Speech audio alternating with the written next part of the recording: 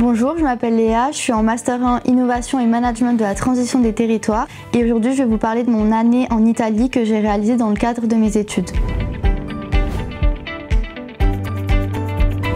J'ai d'abord consulté la liste des partenariats universitaires sur le site internet, puis j'ai contacté le service des relations internationales, puis j'ai choisi 3 destinations et je les ai faites valider par mon responsable pédagogique.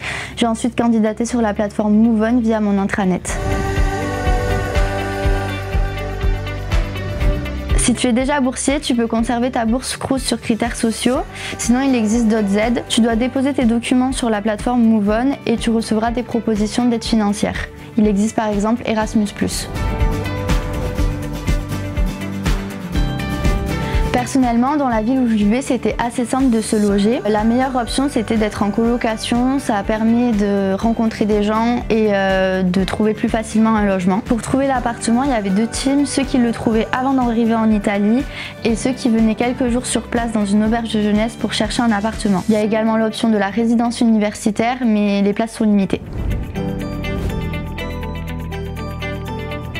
C'était assez facile de s'intégrer parce qu'il y avait des associations universitaires sur place qui facilitaient notre arrivée. Il y avait également d'autres Erasmus qui étaient là, donc c'était très facile de faire des nouvelles rencontres et ça m'a permis d'améliorer mon anglais en plus de mon italien.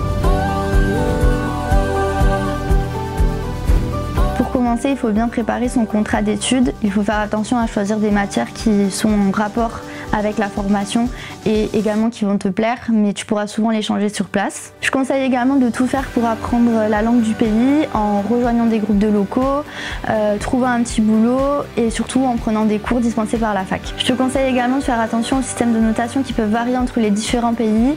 Pour cela, je te conseille de te rapprocher de ton responsable pédagogique. Mon dernier conseil, c'est de bien choisir ton pays en fonction du coût de la vie sur place et bien choisir ta ville en fonction de tes objectifs.